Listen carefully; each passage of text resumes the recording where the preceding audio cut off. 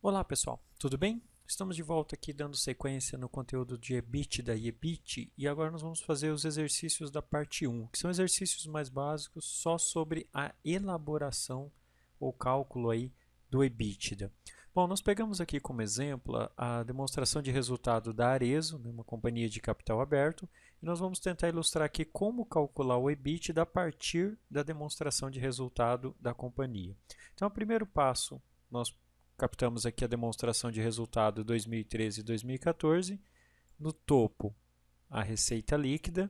Ao final, aí, o lucro líquido do período. E nós vamos começar a elaboração. O primeiro passo para calcular o EBITDA é captar o lucro líquido da companhia. Nesse caso, 112.752. Após captar o lucro 112.752, nós já temos aí a primeira linha do lucro líquido da companhia. Depois nós precisamos dos tributos sobre o lucro. Então é muito importante que nesse momento, ao olhar a DRE, nós vamos focar nessa parte aqui do imposto de renda e contribuição social.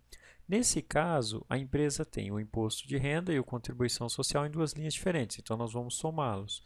47.345 mais 1.390, nós vamos ter aqui o total de 48.735. Um ponto muito importante é que no EBITDA tem que ficar claro que o nosso objetivo é anular o efeito que ocorreu na DRE. Então, no caso dos impostos, vocês vão perceber que aqui nós estamos somando ele no EBITDA. Por quê?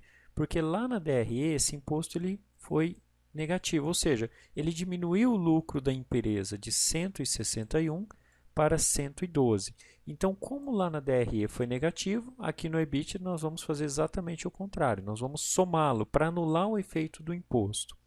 Igual forma, nós vamos trabalhar com a despesa financeira. Aqui no caso da Arezzo, ela teve uma despesa financeira de 14, mas teve aí receita financeira e variação cambial que estavam positivos, ou seja, esses 25 milhões aqui da receita financeira, mais os 2 milhões da variação cambial, menos os 14 milhões da despesa financeira, o impacto na DRE foi positivo, ou seja, esses 13 milhões aumentaram o lucro da companhia de 148 para 161.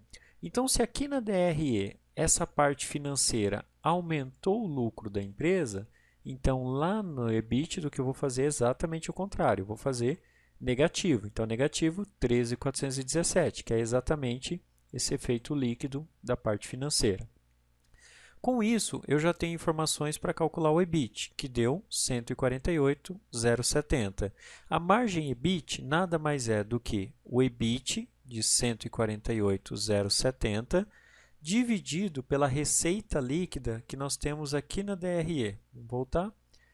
Dividido pela essa receita líquida, 1.052.909. Obviamente, a hora que você pegar os 148.070 e dividir pela receita, vai dar 0,14 alguma coisa. Aí multiplica por 100 para transformar em percentual. Para calcular o EBITDA, falta somente a depreciação. Então, nós vamos pegar a depreciação lá na nota explicativa de despesa por natureza. Como eu comentei, também pode ser pego na demonstração dos fluxos de caixa. Então, depreciação 13.230, vamos somar aqui e aí nós vamos chegar ao valor do EBITDA de 161.300. É importante frisar que a depreciação no EBITDA ela vai ser sempre positivo, porque no resultado sempre ela é negativa, ela sempre diminui o lucro, a depreciação. Então, no EBITDA ela sempre vai ser positiva. O EBITDA foi de 161.300 e a margem EBITDA, de igual forma, nós vamos pegar o valor do EBITDA e dividir pela receita líquida que está lá no topo da DRE. Então, a margem EBITDA, 15,32%. Ou seja, em 2014, a Arezzo gerou um EBITDA de 161.300 e uma margem EBITDA de 15,32%. Então, para cada R$ 100 de receita líquida, ela gerou R$ 15,32 de EBITDA. Uma outra empresa que nós vamos fazer aqui o mesmo cálculo é a Marisa. A Marisa vai ser a mesma coisa. Então, nós temos a DRE e temos aqui a depreciação dela em 2016. Inicialmente, nós vamos partir, como sempre, do lucro. Então, nesse caso, ela teve um prejuízo. Mesmo assim, nós vamos elaborar. Então, menos 88.006. Começamos pelo prejuízo. Então, primeira linha, menos 88.006. Segunda linha, tributos sobre o lucro. lá na DRE da Marisa, nós vamos perceber um efeito interessante. A Marisa ela tinha um prejuízo antes do imposto de 144 milhões e esse prejuízo reduziu para 88 milhões, ou seja, na verdade o imposto de renda agiu aqui favoravelmente para diminuir o prejuízo. Por que isso acontece? Por causa do imposto de renda diferido.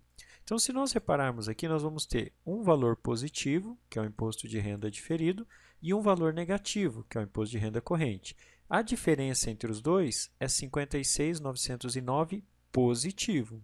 Então, se na DRE o imposto de renda ele foi favorável à empresa, ele estava positivo, no EBITDA nós vamos colocá-lo negativo. Então, sempre naquele efeito de inverter o que aconteceu na DRE, exatamente para anular o efeito dessas variáveis, né?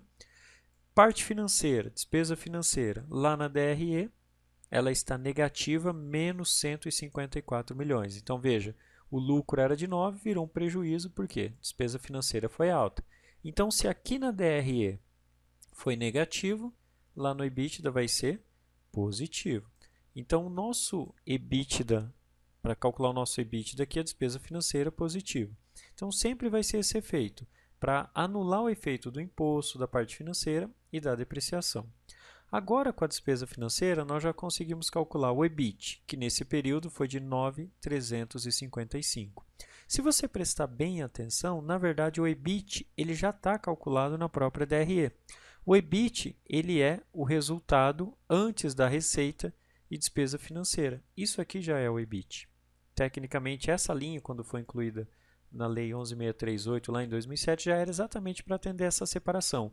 Tira o que é imposto, tira o que é financeiro. Aqui seria supostamente o lucro operacional da empresa, o EBIT, né, a parte operacional da companhia. Então, 9.355, uma margem EBIT de 0,33.